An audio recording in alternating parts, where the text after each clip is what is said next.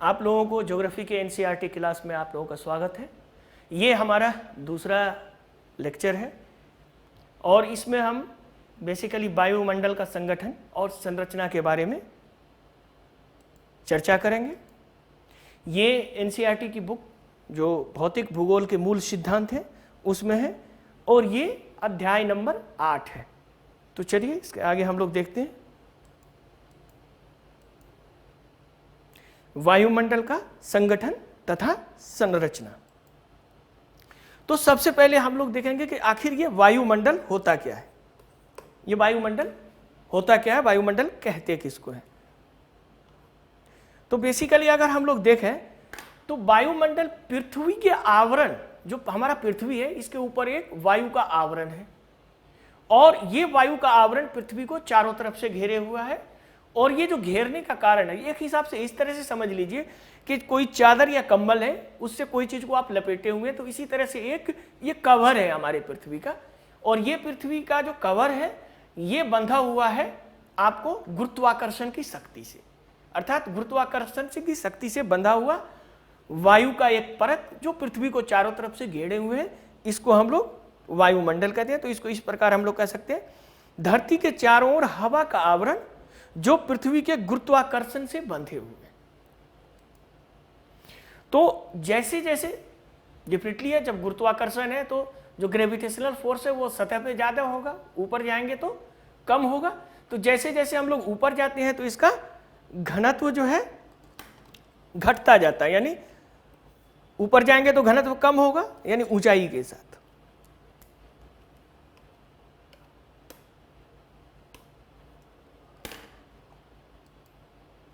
तो वायुमंडल जो हम लोग कहते हैं, जैसे कि हमने बताया कि वायु का परत था, लेकिन इस वायु के परत या इस मंडल में जो चारों तरफ से पृथ्वी को घेरे हुआ है, इसमें कौन कौन से तत्व शामिल है। मोटे तौर पे इसमें 3 चीज शामिल होते हैं। Number 1 gas. गैस मतलब जैसे कि हवा होगा, ऑक्सीजन इत्यादि। तो गैस भी 2 तरह के होते हैं। एक गैस तो अस्थायी होता है, दूसरा परिवर्तनीय होता है, यानी परमानेंट होता है, वेरिएबल होता है, जो परिवर्तन होता रहता है। उसी तरह से दूसरा पानी की बूंदें, जलवाष्प, जैसे कि हम लोग देखते हैं बादल, वर्षा, ये सब जो होता है तो ये जलवाष्प। और तीसरा जो होता है सूक्ष्म कण, यानी सूक्ष्म ठोस कण, छोटे छोटे, जिसको आप एरोसोल बोल सकते हैं, एरोसोल कहा जाता है मोटे तौर पे। तो ये सूक्ष्म कण में आपको ये 3 चीज जो होते हैं ये वायुमंडल में शामिल होते हैं। मुख्यतः इन्हीं तीनों चीजों से मिला हुआ ये हमारा वायुमंडल होता है।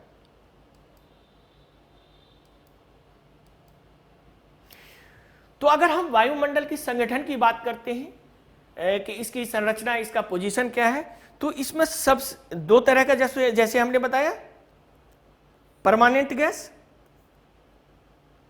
जो अस्थाई या अपरिवर्तनीय,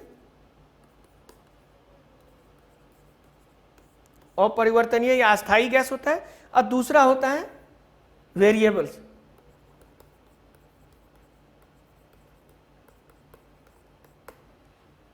परिवर्तनीय गैस।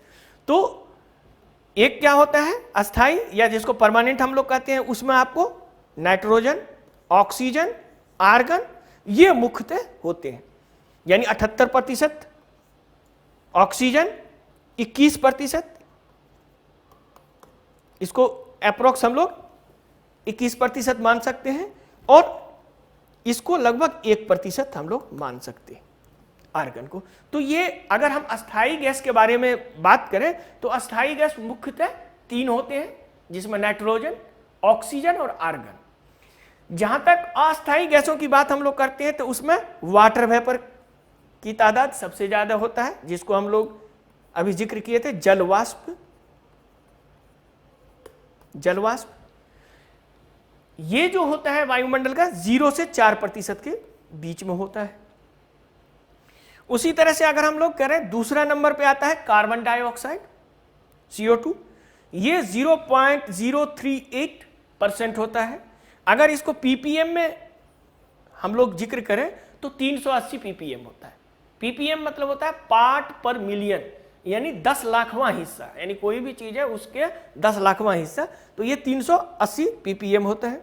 उसके बाद तीसरे नंबर पर जो अपरिवर्तनीय गैस आता है जिसको वेरिएबल्स कहते हैं, वो है आपको मीथेन।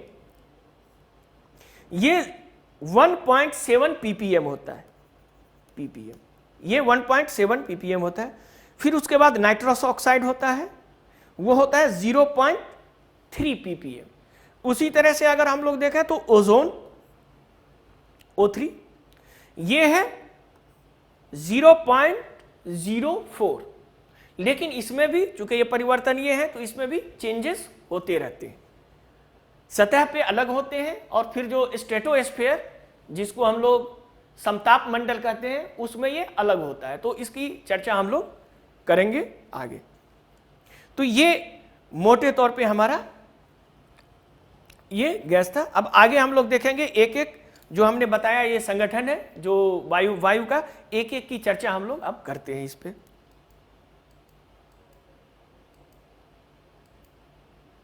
तो अस्थाई गैस है जिसको हम लोग परमानेंट गैस या अस्थाई या अपरिवर्तनीय गैस जिसको हम लोग बोलते हैं। तो इसमें कौन कौन से गैस शामिल थे?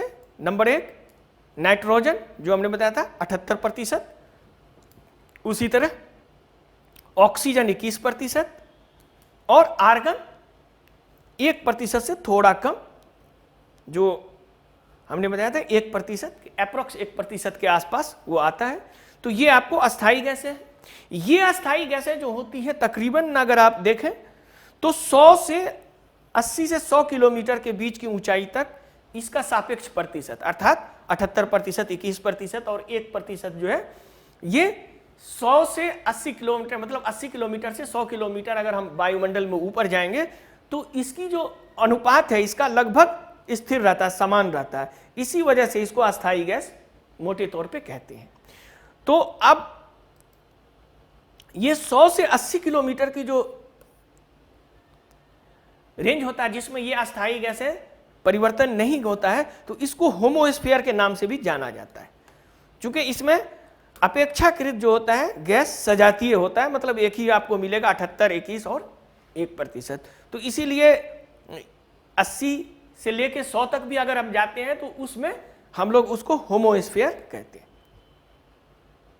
तो आगे हम लोग देखेंगे फिर परिवर्तनीय गैस, जो गैस चेंजेस होते हैं उसके बारे में।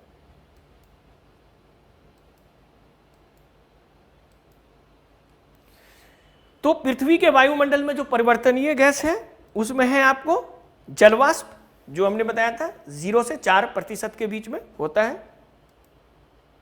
कार्बन डाइऑक्साइड 0.038 होता है जो हमने बताया था 380 ppm पार्ट पर मिलियन होता है। उसी तरह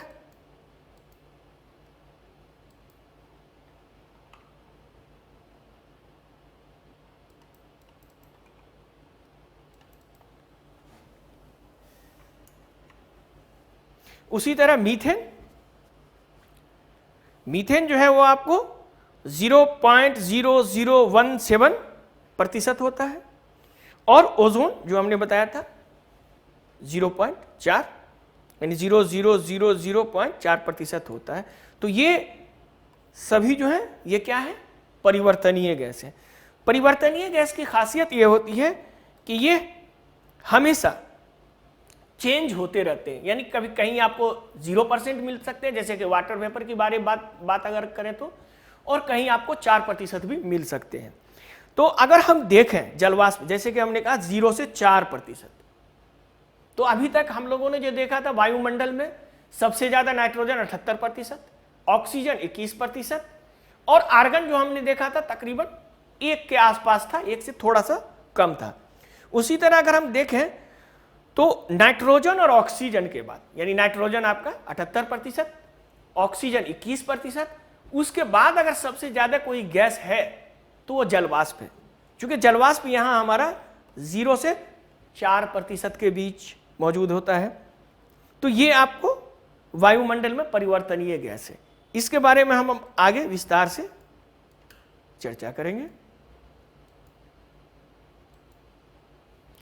तो अब इन परिवर्तनीय गैसों को, जो वेरिएबल्स हैं, जैसे कि हमने बताया कि ये चेंज होते रहते हैं, उसमें जलवाष्प, कार्बन डाइऑक्साइड, मीथेन, ओजोन, ये 4 महत्वपूर्ण हैं। तो जलवाष्प की चर्चा हम लोग करेंगे, फिर मीथेन की चर्चा, कार्बन डाइऑक्साइड, मीथेन, और फाइनली हम लोग ओजोन की चर्चा करेंगे कि ये कितने परिवर्तनीय होते हैं, किस लेयर में ज्यादा पाए जाते हैं। तो चलिए आगे चलते हैं हम लोग। तो जलवाष्प की बात करें तो यह कुल वायुमंडल का 0.25% से भी कम है। अगर हम पूरे वायुमंडल में देखें तो जलवाष्प बहुत कम मात्रा में आपको मिलता है। सतह पर अगर हम देखें कि पृथ्वी के सतह पर जलवाष्प किस एरिया में कहां ज्यादा मिलता है, तो यह इसमें विविधता पाई जाती है। यानी पृथ्वी के सतह पे ये एक सा नहीं रहता है, कहीं हर जगह चेंजेज होता रहता है। तो ये आपको कहीं जैसे कि मरुस्थल में अगर हम लोग देखें, डिजर्ट या कोई शुष्क क्षेत्र में अगर देखें तो ये 1% होता है। वहीं अगर हम लोग ट्रॉपिक में चले जाएं जहां सालों भर वर्षा होती है तो उष्णकटिबंधीय क्षेत्र में ये 4% होता है। तो इसका मतलब यह हो गया कि ये 0 यानी 1 से नीचे 0 भी हो सकता है आपको मरुस्थलीय क्षेत्र में, और उष्णकटिबंधीय क्षेत्र में ये 4% होता है। उसी तरह अगर हम लोग देखें तो विशिष्ट मध्य अक्षांश में 1 से 2% पाया जाता है। जैसे हम लोग जानते हैं कि अगर आप पृथ्वी को बनाते हैं इस तरह से, ये क्या हो गया, ये ट्रॉपिकल एरिया हो गया, और ये हो गया आपको ये एरिया मध्य अक्षांश। तो ये जो मध्य अक्षांश है, ये मध्य अक्षांश, तो ये विशिष्ट मध्य अक्षांश में अगर हम देखें इसकी देखें तो ये आपको 1 से 2%, यानी मध्य अक्षांश में आपका ये 1 से 2% तक पाया जाता है। उसी तरह दूसरा गैस जो है परिवर्तनीय गैस में अगर हम लोग जिक्र करें तो वो कार्बन डाइऑक्साइड है। कार्बन डाइऑक्साइड जो है वायुमंडल में बहुत ही कम है, यानी कि जैसे कि हमने बताया 380 ppm है, लेकिन ये बहुत ही महत्वपूर्ण ग्रीन हाउस गैस है। यानी इसमें थोड़ी सी भी परिवर्तन होने पे हमारे वायुमंडल में परिवर्तन आने लगता है, जो क्लाइमेट चेंज की बात हम लोग आगे भी करेंगे कि कार्बन डाइऑक्साइड के क्या क्या स्रोत हैं।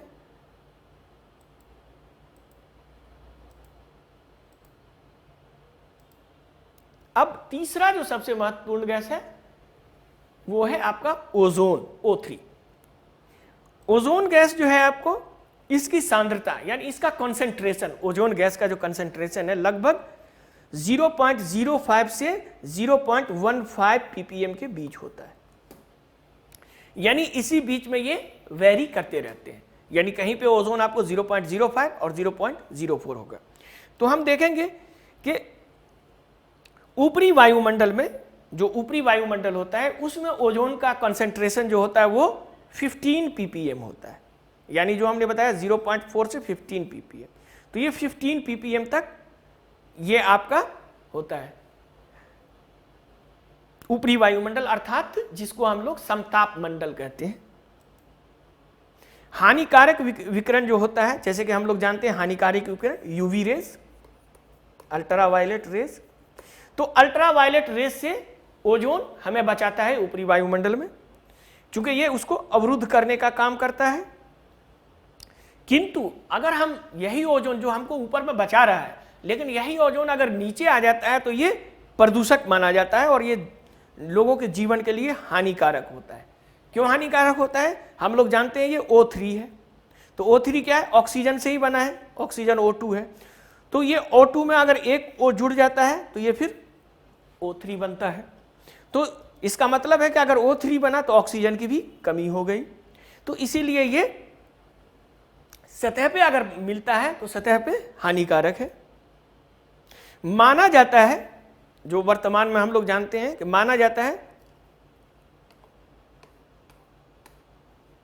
CFC क्लोरोफ्लोरोकार्बन ऊपरी वायुमंडल का जो ओजोन है उसके क्षरण का प्रमुख उत्तरदायी है। ठीक है, लेकिन अगर हम लोग देखें अभी जो हाल फिलहाल में आपको 2019 का रिपोर्ट है, 2018 का रिपोर्ट है ओजोन के बारे में, ओजोन लेयर के बारे में, तो जब से ओजोन पे जो ट्रीटी हुई उस ट्रीटी के पश्चात उसमें व्यापक कमी आई और पहली बार देखा गया कि जो अंटार्कटिका के ऊपर ओजोन परत में काफी कमी देखी गई। तो ये एक अचीवमेंट है कि अगर कोई भी कानून बनता है वैश्विक स्तर पे जलवायु परिवर्तन को लेकर के अथवा ओजोन को लेकर के, तो अगर हम उसको सही मायने में इम्प्लीमेंट करें तो उससे फायदा हो सकता है।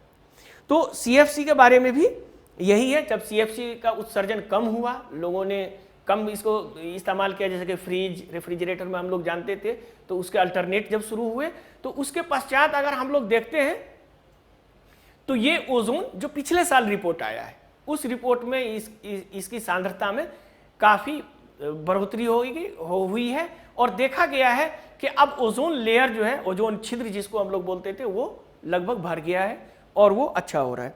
तो चलिए ओजोन के बारे में तो हम लोग ये जिक्र कर रहे थे, अब आगे चलते हैं हम लोग मीथेन के बारे में आते हैं। जो चौथा सबसे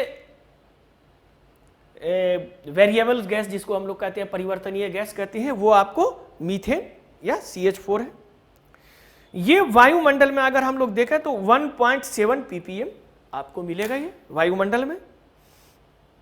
इसकी आगे अगर हम बात करें तो ये जो है बहुत ही अत्यधिक शक्तिशाली ग्रीन हाउस गैस है। यानी आप देखें तो ये कार्बन डाइऑक्साइड से भी ज्यादा खतरनाक ग्रीन हाउस गैस है।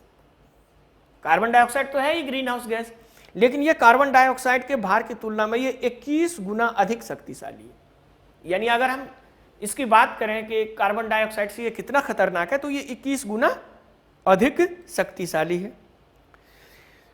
लेकिन विगत 5000 वर्षों में अगर हम देखें तो जिस तरह से ये मीथेन बढ़ रहा था, ये जो हो रहा था, उसका पैटर्न टूटा है और ये बहुत तेजी से अब अधिक प्रचुर मात्रा में, यानी आज से 4 लाख पहले वर्ष से जो एक पैटर्न चला आ रहा था, वो पैटर्न टूटा है 5000 साल के बाद, जब से समझिए कि मानव विकास शुरू हुआ, फिर उसके बाद औद्योगिक क्रांति आई, उसके पश्चात इसका और ज्यादा तीव्र गति से वृद्धि हो रहा है।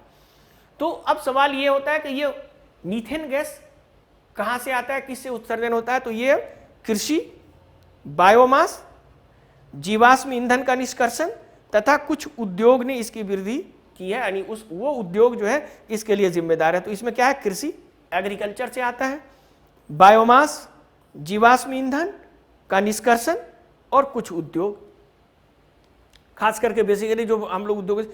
और इसमें और है कि मीथेन जो वर्तमान में आप लोग जानते हैं कि जो हाइड्रो इलेक्ट्रिक प्रोजेक्ट आता है जिसको जल विद्युत परियोजना कहते हैं, इसको माना जाता था कि ये स्वच्छ ईंधन का स्रोत है। किंतु अगर हम देखें तो ये स्वच्छ ईंधन का स्रोत इसलिए नहीं है कि जब हाइड्रो इलेक्ट्रिक को हम लोग रोकते हैं, उसके लिए एक रिजर्वायर जब बनाते हैं तो उससे भी मीथेन बड़ी मात्रा में उत्सर्जित होता है। तो एक आप ये समझ लीजिए कि उद्योग भी है और हाइड्रो इलेक्ट्रिक प्लांट है, वो भी आपको इसके लिए जिम्मेदार है। तो अगर हम देखें तो इसके लिए पीटी पे क्वेश्चन इस तरह से बन सकता है कि मीथेन के संबंध में निम्नलिखित कथनों पे विचार करें। मीथेन कार्बन डाइऑक्साइड से अत्यधिक शक्तिशाली है, ये एक हो सकता है पॉइंट, इस तरह से दे सकता है। दूसरा कि ये कृषि, बायोमास, जीवाश्म ईंधन के निष्कर्षण से उत्पन्न होता है, तो इसमें भी आपको दे सकता है। और इसमें यह दे सकता है कि हाइड्रो इलेक्ट्रिक प्लांट जो है इसके लिए उत्तरदायी नहीं है या है, इस तरह से भी क्वेश्चन आपको दे सकता है। तो उपयुक्त तीनों में से कौन सा कथन सत्य है, इस तरह से आपको क्वेश्चन पूछा जा सकता है, फिर ABCD दे सकता है। तो इसमें आप सीधा समझिए कि मीथेन जो है उसके कौन कौन से स्रोत हैं और कौन कौन से स्रोत नहीं है। ये अगर आप आइडेंटिफाई कर लेंगे तो फिर आसानी से सारे पीटी का क्वेश्चन आप इसको हल कर सकते हैं। तो ये मीथेन था जो वेरिएबल गैस है, जो वेरी करता रहता है। उसी तरह से आपसे ये पूछा जा सकता है पीटी का क्वेश्चन जलवाष्प के बारे में पूछा जा सकता है कि जलवाष्प की सांद्रता मध्य अक्षांशों में कितनी प्रतिशत है, 4% है, 3% है, 2% है, ये भी पूछा जा सकता है। उसी तरह से पूछा जा सकता है कि विषुवतीय क्षेत्रों में जल की सांद्रता कितनी प्रतिशत हो सकती है। तो इस तरह का क्वेश्चन आपको इससे बन सकता है और अक्सर पूछे गए। आप जानते हैं यूपीएससी का अगर पिछला पैटर्न आप देखें, जो नया पैटर्न 10 साल का जो पैटर्न है, उसमें अगर आप देखेंगे तो उसमें आपको साफ नजर आएगा कि क्लाइमेट और क्लाइमेटोलॉजी से बहुत सारा क्वेश्चन पूछा जा रहा है, यानी जलवायु अथवा जलवायु विज्ञान से। तो जलवायु विज्ञान का जब आप अध्ययन करेंगे और उसको समझेंगे तो उसके लिए सबसे जरूरी है वायुमंडल को समझना। वायुमंडल समझेंगे फिर बहुत ही आसानी से आप इसको समझ पाएंगे। तो चलिए, ये वेरिएबल्स गैस थे, आगे चलते हैं हम लोग।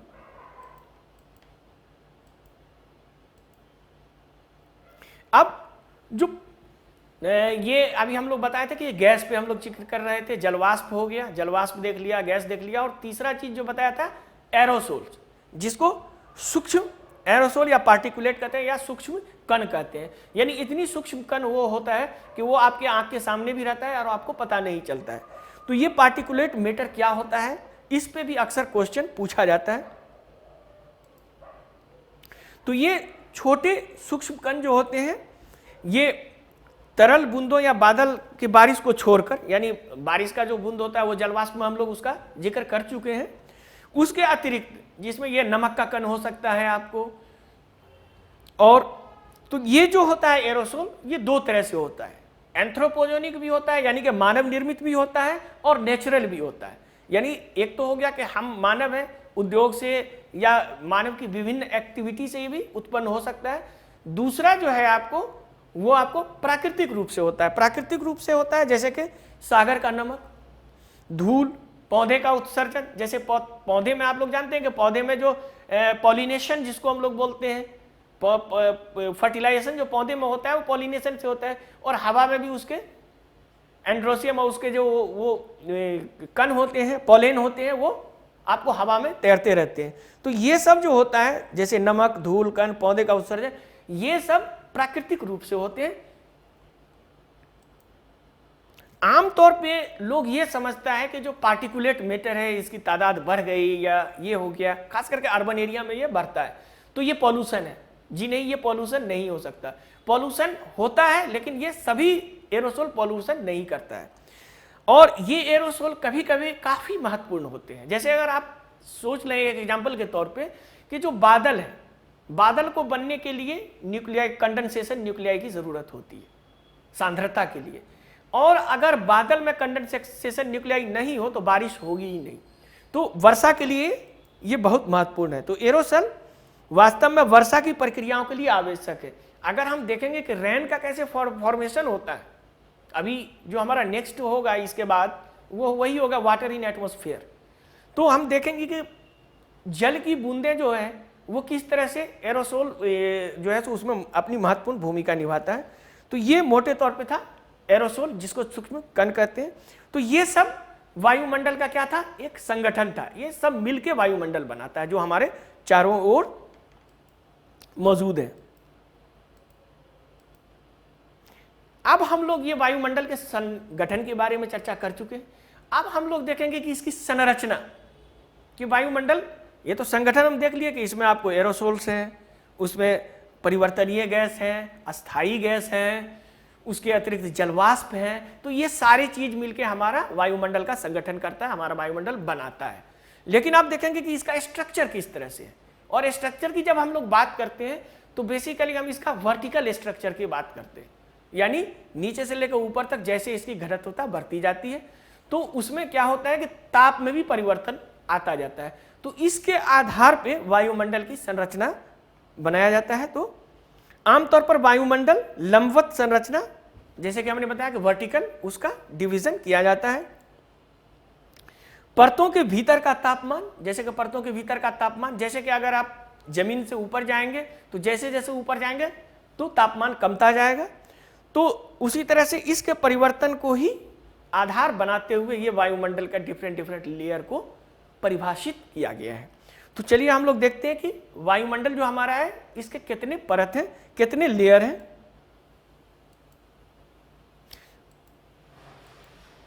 वायुमंडल की परतें, तो अगर हम देखें तो वायुमंडल को मुख्यतः 5 परतों में हम लोग बांटते हैं। ट्रोपोस्फीयर, क्षोभ मंडल, स्ट्रेटोस्फीयर, समताप मंडल। ट्रोपोस्फीयर इंग्लिश में कहते हैं, क्षोभ मंडल हिंदी में। स्ट्रेटोस्फीयर समताप मंडल, मेसोस्फीयर मध्य मंडल, थर्मोस्फीयर ताप मंडल, और फाइनली एक्सोस्फीयर ब्रह्मंडल, यानी 1 2 3 4 5, तो ये 5 परत आपको वायुमंडल में मिलेगा, जिसकी सब का आधार मुख्यतः तापमान के परिवर्तन पे लिया गया है। यानी तापमान के आधार पे इसको डिफरेंट लेयर पे हम लोग बांटते हैं, तापमान और साथ ही साथ घनत्व। जैसे आप देखेंगे कि जो ट्रोपोस्फीयर है इसका घनत्व सबसे ज्यादा होगा, और एक्सोस्फीयर तो लगभग कुछ भी नहीं होगा, और थर्मोस्फीयर पर धीरे धीरे घनत्व कमता जाता है। तो चलिए इसका हम आगे देखते हैं।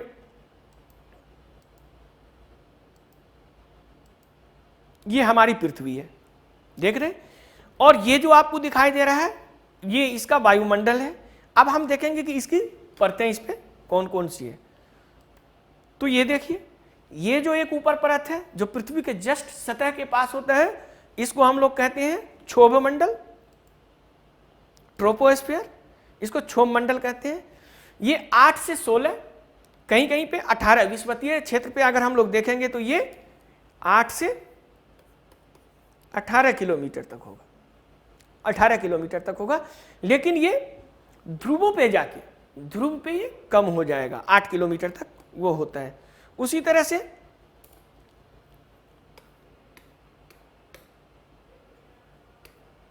दूसरा देखेंगे अगर हम लोग, दूसरा परत, तो जस्ट क्षोभ मंडल के ऊपर जो आपको मिलेगा वो मिलेगा आपको समताप मंडल।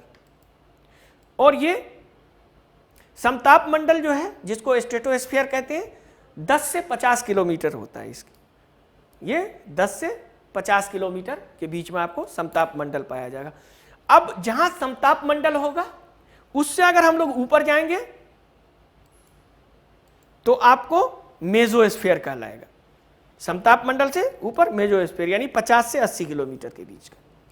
तो ये 50 से 80 किलोमीटर होगा आपका मेसोस्फीयर। उसी तरह से जो मेसोस्फीयर से ऊपर होगा, जिसको हम लोग थर्मोस्फीयर या तापमंडल कहते हैं, तो ये जो तापमंडल होगा ये आपको 80 से 600 किलोमीटर तक होता है।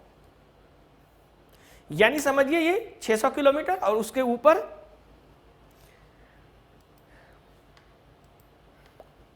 एक्सोस्फीयर या ब्रह्मंडल जिसको हम लोग कहते हैं, ये बेसिकली ये पृथ्वी के वायुमंडल और अंतरिक्ष के बीच की बाउंड्री है। समझ लीजिए कि ये अंतरिक्ष और पृथ्वी का वायुमंडल, उसके बीच की अगर बाउंड्री अगर हम लोग कहें तो ये ब्रह्मंडल है। इसी तरह अगर हम लोग देखते हैं तो इस मैप पे ही आपको मैं समझा दूं साधारण तरीके से। तो ये यानी क्षोभ मंडल और समताप मंडल के बीच की बाउंड्री को हम लोग कहते हैं ट्रोपोपाउस, ट्रोपोपाउस कहते हैं। ठीक है, उसी तरह से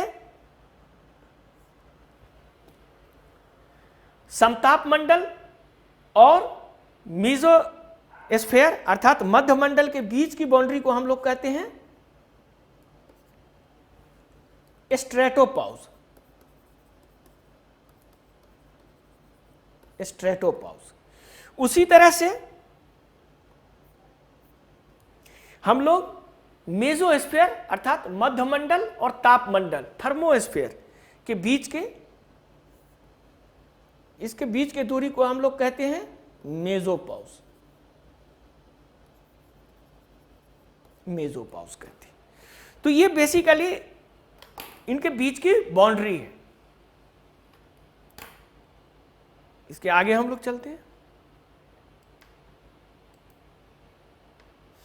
अगर हम इसमें तापमान की परिवर्तन का देखें तो एक सिंपल सा आपको ये ग्राफिक्स मिलेगा कि अगर ये पृथ्वी का सतह मान लें हम लोग और ये टेम्परेचर है, तो जैसे जैसे ये है, ये आपका ट्रोपोस्फीयर है। तो ये ट्रोपोस्फीयर में जैसे कि हमने बताया ये ट्रोपोपाउस इसकी बाउंड्री होती है। तो ट्रोपोपाउस तक जैसे जैसे हम पृथ्वी के सतह से ऊपर जाएंगे तो टेम्परेचर घटता जाएगा। यहां देख रहे हैं 0, -10, -20 इस तरह से घटता जाएगा।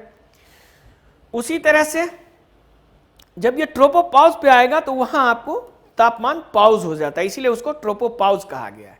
ठीक है, और फिर ट्रोपोपॉज के ऊपर जैसे जैसे हम लोग जाएंगे स्ट्रेटोस्फीयर में, तो जैसे जैसे ऊपर जाएंगे तापमान आपका बढ़ता जाएगा।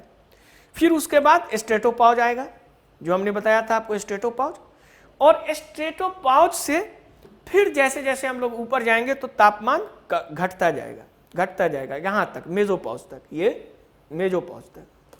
और मेसोपॉज के बाद जैसे हम ऊपर जाएंगे तो तापमान आपका बढ़ता जाएगा थर्मोस्फीयर में। ये घटने तापमान का और बढ़ने का क्या कारण है, इस पे हम लोग आगे चर्चा करेंगे। तो मुख्यतः इस तरह से ये तापमान का इसमें परिवर्तन होता है।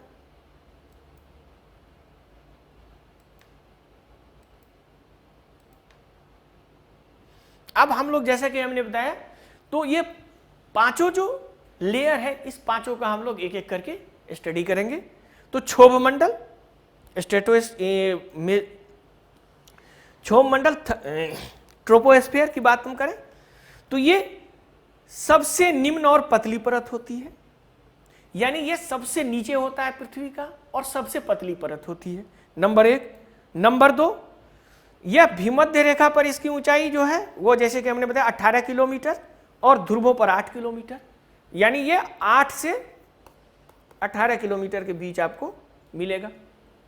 उसी तरह से वायुमंडल जो हमारा है उसका 90% हिस्सा क्षोभ मंडल में ही है, अर्थात जो भी हमारी एक्टिविटी, बादल बनना या जो भी वर्षा होना, ये सारी एक्टिविटीज जो होती है वो आपको 90% गतिविधियां जो होती है ये क्षोभ मंडल में ही होती है, ट्रोपोस्फीयर में ही होती है। उसी तरह अगर हम लोग देखें तो इसमें क्या होता है, जैसा कि मैंने दिखाया भी था फिगर में आपको, इसमें ऊंचाई के साथ तापमान घटता है, यानी आप 1 किलोमीटर ऊंचाई पे चलेंगे तो 6 डिग्री सेल्सियस तापमान आपका घटेगा प्रति किलोमीटर, यानी 6 डिग्री सेल्सियस प्रति किलोमीटर। इसको सामान्य ह्रास दर भी कहा जाता है, सामान्य ह्रास दर भी कहा जाता है। तो आपसे ये भी क्वेश्चन पूछा जा सकता है कि पृथ्वी का सामान्य ह्रास दर क्या है, तो ये भी आप इसको अंग्रेजी में कहते हैं normal lapse rate, normal lapse rate, ये आपका। उसी तरह हम देखेंगे कि क्षोभ मंडल के शीर्ष पर आप जाते हैं तो जैसे ऊपर जा रहे हैं तापमान कम रहा है, तो अगर हम क्षोभ मंडल के शीर्ष पर जाएंगे, जिसकी बात हम लोगों ने की थी ट्रोपोपॉज, ट्रोपोपॉज पे जाएंगे तो वहां -50 डिग्री सेल्सियस होता है टेम्परेचर। उसी तरह जैसे कि मैंने बताया कि जो बादल बनना, वर्षा, सारी जो मौसमी गतिविधियां होती है इसी मंडल में होती है, अर्थात क्षोभ मंडल ट्रोपोस्फीयर में ही होता है। और क्षोभ मंडल और समताप के मंडल के बीच की जो हमने आपको बताया था ट्रोपोपॉज बताया था,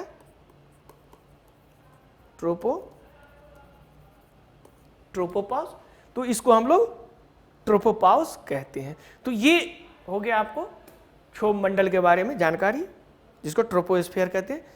आगे हम लोग देखेंगे समताप मंडल की बात करेंगे। तो ये देखिए एक फिगर है जिसमें आपको ट्रोपोस्फीयर और स्ट्रेटोस्फीयर अर्थात क्षोभ मंडल और समताप मंडल साफ अलग दिखाई देगा। ये देखिए आप, ये क्षोभ मंडल है और ये समताप मंडल है, और दोनों के बीच की ये बाउंड्री आपको क्लियर कट दिखाई देगा, आपको यहां बाउंड्री। अब देखिए जो भी बादल बन रहा है, ये फिगर जो आपको दिख रहा है, ये फिगर जुलाई का लिया हुआ है। तो अब आप देखिए कि बारिश के मौसम में नीचे काफी बादल लगा हुआ है और ऊपर एकदम साफ है, तो स्ट्रेटोस्फीयर में लगभग गैस की मात्रा बहुत कम होगी ट्रोपोस्फीयर के मुकाबले, अर्थात इसकी घनत्व भी सबसे ज्यादा है। आगे हम लोग फिर स्ट्रेटोस्फीयर पे आते हैं।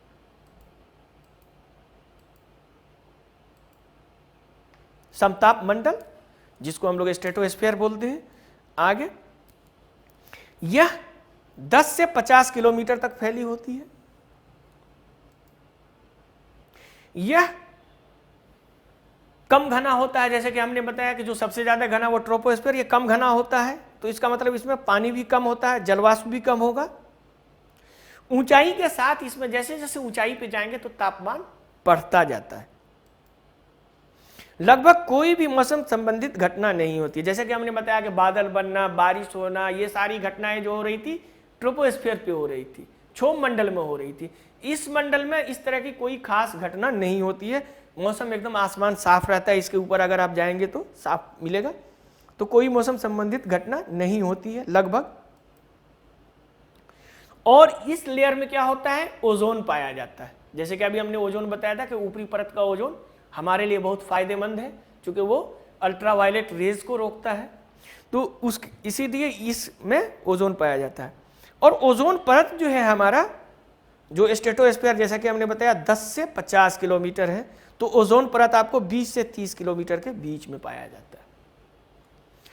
तो इससे आपका ये भी क्वेश्चन बन सकता है कि आपसे ये पूछा जा सकता है क्वेश्चन में कि समताप मंडल में ओजोन परत पाए जाते हैं और समताप मंडल में ओजोन परत 10 से 15 किलोमीटर के बीच पाए जाते हैं, इस तरह से दे देगा। ये निम्नलिखित कथनों पे विचार करें तो ये 10 से 15 में नहीं पाया जाएगा, कहां से पाया जाएगा, 20 से 30 में पाया जाएगा। तो वहां वो आपका आंसर गलत हो सकता है। तो इसीलिए ये सब आपको बाजाप्ता ध्यान में रखना होगा। फिर उसी तरह से इसमें तापमान ऊंचाई के साथ बढ़ता है, तो ये बढ़ने का कारण भी यही ओजोन है, क्योंकि इसमें ओजोन कंसंट्रेशन ज़्यादा है। इसीलिए जैसे जैसे ऊपर जाएंगे 10 से 20, क्योंकि 20 से 30 में आपका ओजोन है, तो जैसे जैसे ऊपर जाएंगे वो ओजोन की वजह से गर्म होता जाएगा। तो ये समताप मंडल था। समताप मंडल की ऊपरी सीमा को स्ट्रेटोपाउस कहा जाता है। अगर हम देखें तो ये स्ट्रेटोपाउस जो है, स्ट्रेटोपाउस, ये समताप मंडल और मध्य मंडल, यानी समताप मंडल और मध्य मंडल के बीच की सीमा है। यानी समताप मंडल और मध्य मंडल के बीच की सीमा जो है उसको हम लोग कहते हैं स्ट्रेटोपाउस। ठीक है, तो इसके बाद हम आगे चलते हैं। इसके बाद हम लोग मध्य मंडल पे आते हैं।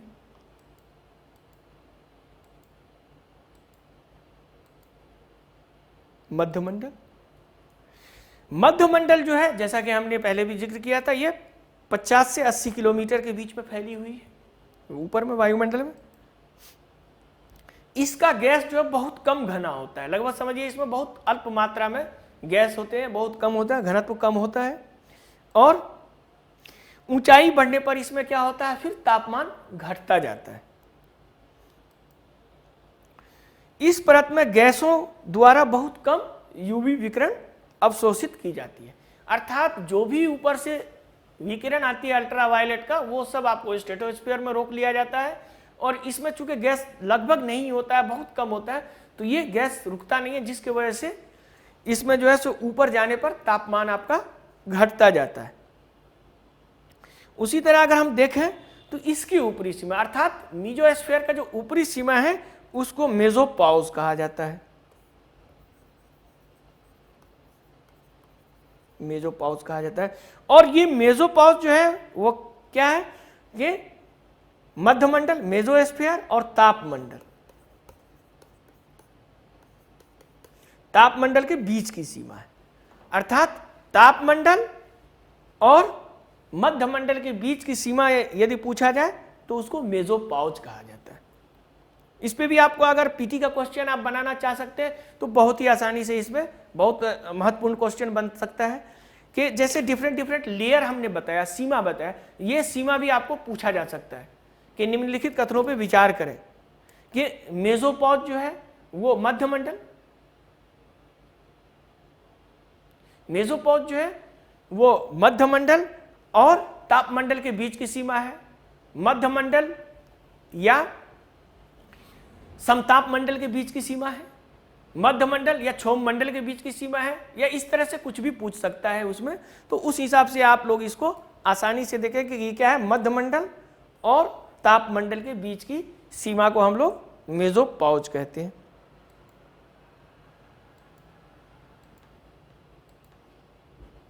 अब हम लोग चौथा मंडल जो है, जो हम लोगों ने देखा क्षोभ मंडल, समताप मंडल, मध्य मंडल, और अब हम लोग चौथा नंबर पे आते हैं तापमंडल। तापमंडल थर्मोस्फीयर, चूंकि इसका नाम ही ताप से पड़ा है तो आप समझ ही सकते हैं। यह मध्यमंडल के ऊपर, मध्यमंडल के ऊपर जैसा कि हमने बताया था मेसोपॉज, मेसोपॉज यानी मेसोपॉज से शुरू होके, अर्थात ये क्या था 80 किलोमीटर, वहां से शुरू होके लगभग 600 किलोमीटर की ऊंचाई तक आपको तापमंडल फैला हुआ है। उसी तरह से इसकी ऊंचाई में तापमान जैसे जैसे आप जाएंगे ऊंचाई पे तो तापमान बढ़ता जाएगा। वो इसलिए बढ़ता है क्योंकि यहां आपको, चूंकि यहां गैस वगैरह तो नहीं होता, लेकिन जो अंतरिक्ष से आने वाले हाई एनर्जी पार्टिकल होते हैं, हाई एनर्जी पार्टिकल की वजह से यहां तापमान तीव्र गति से बढ़ता है। आसानी से सौर विकिरण इसमें अवशोषित हो जाता है, क्योंकि जो भी है रेडिएशन आता है, सोलर रेडिएशन के अतिरिक्त जो भी स्पेस से रेडिएशन आता है, जैसे कि आप हानिकारक यूवी रेज तो खैर वही हुआ, उसके बाद अल्फा रेज आता है, गामा रेज आता है, तो डिफरेंट टाइप का जो कॉस्मिक वेव्स, ये सारा इस क्षेत्र में आता है और इस अवशोषण के कारण ये काफी गर्म होता है। इसीलिए गर्मी के वजह से, इस गर्म होने की वजह से इसका नाम थर्मोस्फीयर रखा गया, अर्थात तापमंडल। यहां अगर हम देखेंगे तो तापमान कभी कभी 1500 डिग्री सेल्सियस तक भी उच्च हो सकता है। और जब आप जानते हैं कि जब स्पेस फ्लाइट होता है, जब हम लोग स्पेस में जाते हैं तो डिफरेंटली है कि स्पेस में जब जाते हैं तो वायुमंडल को पार करके जाना होता है, और वायुमंडल को पार करने के लिए सबसे जो कठिन जगह होता है ये यही होता है, जो 1500 डिग्री सेल्सियस से कैसे बचा जाए, यानी ये जो तापमंडल है इससे कैसे बचा जाए। इसके लिए एक स्पेशल शील्ड आता है जो स्पेस शटल पे लगा होता है, और यही स्पेस शटल का शील्ड जो है वो खराब हो गया था, और इसी से वो जो आप जानते हैं कोलंबिया का जो डिजास्टर हुआ था जिसमें कल्पना चावला का डेथ हुआ था, तो इसी वजह से डेथ हुआ था कि उसका जो टाइल्स था वो टाइल्स सही से नहीं काम किया और यहाँ 1500 डिग्री में वो जल के राख हो गया। तो इस तरह से जब हम लोग देखते हैं, जब साइंस में पढ़ते हैं कि स्पेस फ्लाइट कैसे होता है, किस तरह से किया जाता है, तो सबसे महत्वपूर्ण होता है कि ये तापमंडल का जो ये है इसको किस तरह से रेसिस्ट किया जाए, इससे किस तरह से बचा जाए स्पेस में जाने के लिए। तो यहां जो है जैसे कि हमने बताया कि वेरियस कॉस्मिक वेव्स वगैरह आते हैं, तो यहीं से आपको रेडियो तरंग, जो रेडियो वेव्स है उसको यहीं से रिफ्लेक्ट किया जाता है, तो रेडियो तरंगें यहीं से परिवर्तित होती है, यानी यहीं से रेडियो तरंग परिवर्तित होकर आती है जिससे हम लोग सुनते हैं। यानी आप ये समझिए कि ये लेयर जो है पृथ्वी का, अर्थात तापमंडल, ये बहुत ही महत्वपूर्ण है कम्युनिकेशन के क्षेत्र में, और जो भी हम लोग अभी वर्तमान में देखते हैं तो इसमें ये काफ़ी, इसी में यदि जो आप देखते हैं कि वेव में अगर परिवर्तन हो जाता है, इसके स्ट्रक्चर में चेंजेज हो जाता है, जैसे कि हम लोग अब जानते हैं कि सोलर रेडिएशन में भी कभी कभी चेंजेज हो जाता है, जिससे हमारा इलेक्ट्रॉनिक सिस्टम पूरा जाम हो जाता है कभी कभी। तो ये तापमंडल जो है ये भी बहुत महत्वपूर्ण है। तो ये भी आपको पूछ सकता है कि निम्नलिखित पे ध्यान दें या निम्नलिखित कथनों पे विचार करें, इस तरह का पीटी में क्वेश्चन आ जाता है। ऊंचाई के साथ तापमान बढ़ता है, आसानी से विकिरण को अवशोषित किया जाता है,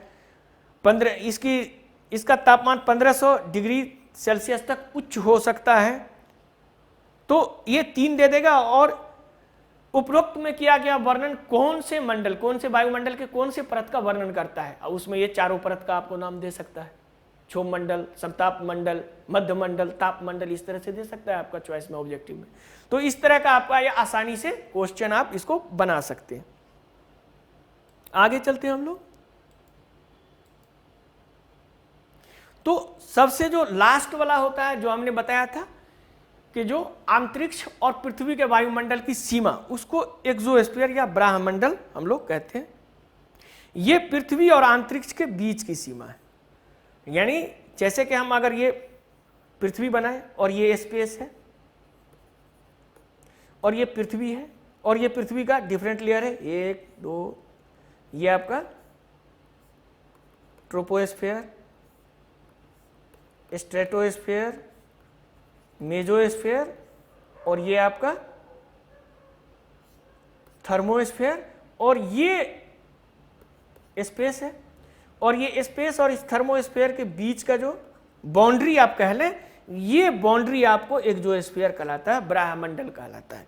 यहां लगभग आप देखेंगे तो अणु और परमाणु अंतरिक्ष में बहुत सारे, बहुत रेयर, यहां कोई गैस वगैरह नहीं मिलता, लेकिन वहां भी जो भी कुछ कण होते हैं, जैसा कि हम लोग जानते हैं कि जो हमारा अंतरिक्ष है, वो अंतरिक्ष का जो मोस्ट पार्ट है, सबसे ज्यादा पार्ट जो अंतरिक्ष में प्रचुर मात्रा में मिलता है वो हाइड्रोजन है और हीलियम है।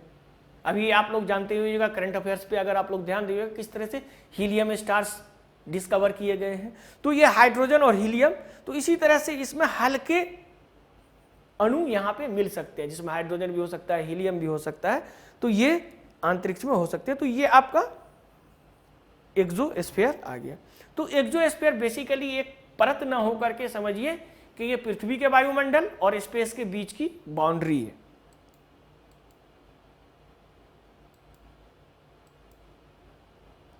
अब हम लोग देखेंगे कि जैसा कि हमने जिक्र किया था, आयन मंडल की बात करेंगे। तो आयन मंडल क्या होता है कि जिसमें जैसे कि हमने बताया कि रेडियो हमारा रेडियो वेव्स को परिवर्तित करता है, जो भी इलेक्ट्रॉनिक कम्युनिकेशन हम लोग देते हैं, तो ये आयन मंडल उसमें बहुत ही महत्वपूर्ण रोल अदा करता है। तो ये पृथ्वी से लगभग 80 किलोमीटर के बाद संपूर्ण वायुमंडल आयुमंडल कहलाता है। 80 किलोमीटर अर्थात मेसोस्फीयर से आप ऊपर चले गए, यानी अर्थात थर्मोस्फीयर। थर्मोस्फीयर से लेके एक्सोस्फीयर तक का जो पूरा पार्ट है वो आपको आयन मंडल कहलाता है, आयनोस्फीयर कहलाता है। यह क्या होता है कि जैसे हमने बताया, सूर्य और ब्रह्मांड, यानी जो सूरज से आता है और ब्रह्मांड से जो आता है, उच्च ऊर्जा विद्युत कण को अवशोषित किया जाता है, इसी कारण इसको आयन मंडल कहते हैं। क्योंकि जो वहां से जो कण आते हैं, जो उच्च ऊर्जा कण होते हैं, जैसे कि हमने बताया कि अल्फा, बीटा, गामा, जो भी कॉस्मिक वेव्स वगैरह जो भी आते हैं, तो यह आयन मंडल में अवशोषित होता है और यह रेडियो तरंगों को प्रभावित करता है। और उपग्रह, जैसे कि हमने बताया, उपग्रह और मानव संचार के लिए अत्यंत महत्वपूर्ण है। जो हम लोग जैसे मोबाइल से बात करते हैं या जो भी बात करते हैं, तो ये उपग्रह इसके लिए बहुत महत्वपूर्ण है।